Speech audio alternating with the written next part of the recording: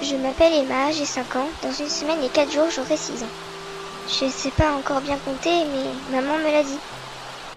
Aujourd'hui, comme tous les jours, je rentre chez moi. Il paraît que c'est dangereux de rentrer seule chez soi à seulement 5 ans, mais personne ne vient me chercher. Alors je fais croire à la maîtresse que maman m'attend au coin de la rue. Comme toujours, mes camarades m'ont demandé d'où venaient les bleus sur mes bras.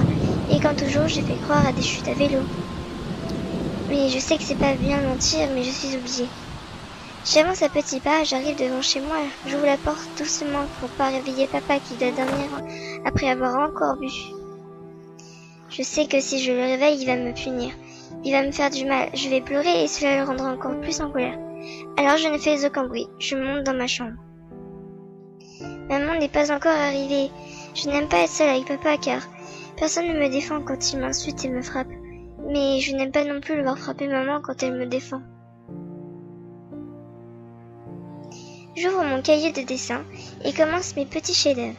Quand j'entends la porte de ma chambre s'ouvrir brusquement, papa entre suivi de maman. Il a les yeux rouges de colère. J'ai très peur, il lève la main très haut. Je comprends enfin que papa m'en veut car il reçoit sans arrêt des appels de ma maîtresse car elle ne croit pas aussi facilement mes mensonges que mes camarades. Elle ne croit plus aux chutes à vélo. Maman se met à hurler et à pleurer quand elle voit le sang couler de ma lèvre et de mon nez. Elle se jette sur papa qui la frappe à son tour. Je vois maman souffrir sous mes yeux, alors je supplie papa d'arrêter et je prends mon doudou contre moi et sèche mes larmes sur le tissu si doux. Maman ne bouge pas, je la vois respirer, mais elle ne bouge pas. Ses yeux sont fermés et sa joue enflée par les coups.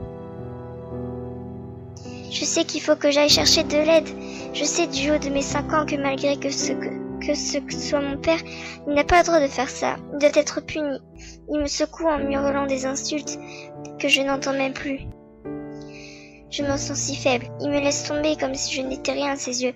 Il me donne des coups si forts que la douleur, je ne la ressens plus. J'entends juste des bruits, puis je commence à voir flou. Je comprends pas. Je n'entends plus rien. Je vois encore les lèvres de papa bouger. Je vois maman pleurer et hurler derrière lui. Elle doit lui dire d'arrêter, mais je n'entends plus. Je sens enfin quelque chose. Oui, il m'a lâché. Je sens mon corps tomber à terre, mais je ne sens pas la sensation que ça me fait d'habitude. Je n'ai plus de force. Je ferme mes yeux et je ne sens plus rien. Plus du tout. Papa m'a tué. Il m'a brisé les os à force de me secouer et de me frapper. Je le revois secouer mon corps immobile. Et j'entends encore la voix de ma mère hurler « Tu vas la tuer !» Et puis après, elle criait mon prénom. Et je n'arrivais pas à lui répondre, je n'arrivais plus à ouvrir mes yeux. Et ensuite, je n'ai plus rien entendu. Parfois, le son revenait, mais ensuite, je n'entendais plus rien. C'est comme si mon corps ne répondait plus. Je m'appelle Emma, j'ai 5 ans.